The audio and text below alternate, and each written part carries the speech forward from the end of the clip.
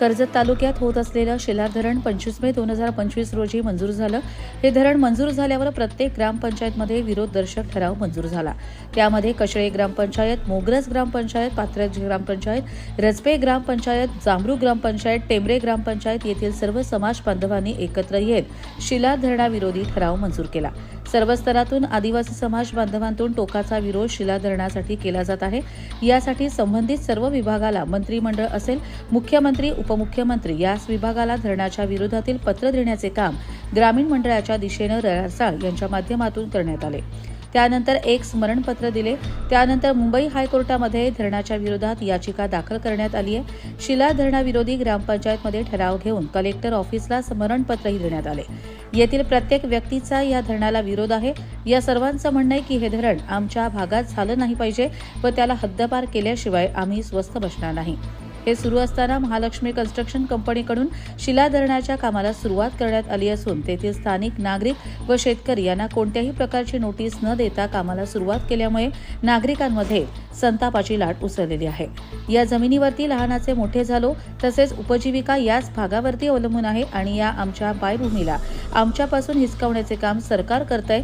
यासाठी बैठकीचे सत्र सुरू केले असून जनजागृतीचे मोहीम सुरू केली आहे आणि शेतकऱ्यांची जी कुचेष्टा सुरू केली आहे ती थांबवा आणि आमचा जीव गेला तरी हे धरण होऊन देणार नाही असा इशारा सरकारला स्थानिकांकडून दिला जातोय.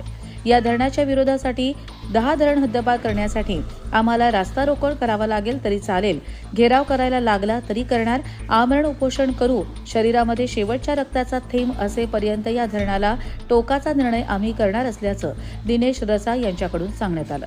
आणि या सभेमध्ये प्रत्येक गावातून 4-4 सदस्य घेऊन या शिलार धरणाच्या विरोधात संघर्ष समिती गठीत करून त्याचे अध्यक्ष, उपाध्यक्ष, खजिनदार, सचिव, सहसचिव गठीत करून शासनाला धडा शिकवल्याशिवाय आम्ही गप्प बसणार नाही. या धरणांमुळे पर्यावरण संपुष्टात येणार आहे. जंगलातली झाडे, जोडपी ही पूर्णपणे नष्ट होणार आहेत. या धरणासाठी लाखो वृक्षतोड होणार आहे. पोशीर आणि शिलार या धरणासाठी 15,000 एकर जमीन जाण्याची शक्यता आहे. कर्जतमध्ये कोंढाणा धरण व मोरवे धरण झाले आहेत. अजून पोशीर धरण व शिलार धरण झालं तर कर्जत तालुक्याचं अस्तित्व संपुष्टात येईल. या कर्जतचं अस्तित्व टिकाव यासाठी हे धरण आम्ही होऊन देणार नाही असे ग्रामस्थांकडून सांगण्यात येत आहे. या बैठकीसाठी मोठ्या संख्येने शेतकरी एकवटलेले होते. सभेचे आयोजन दिनेश रसाळ यांच्या पुढाकारानं करण्यात आलं होतं. यावेळी निलेश घोडविंदे, अनिल शेमटे, अशोक गसवले, मनोज भोईर, प्रकाश खोडविंदे, छगन सावंत, हरीश आहिर, दशरथ पुंजारा, एकनाथ दरवडा, संतोष कदम, माधव मिनमिणे, वसंत रसाळ, हरिश्चंद्र निरगुडा, ऋषी पुंजारा, रवींद्र गोमारे, गणेश भगत, शेतकरी वर्ग मोठ्या संख्येने उपस्थित होते व तसेच आदिवासी भाग असल्याने आदिवासी समाजही मोठ्या संख्येने यावेळी उपस्थित होता.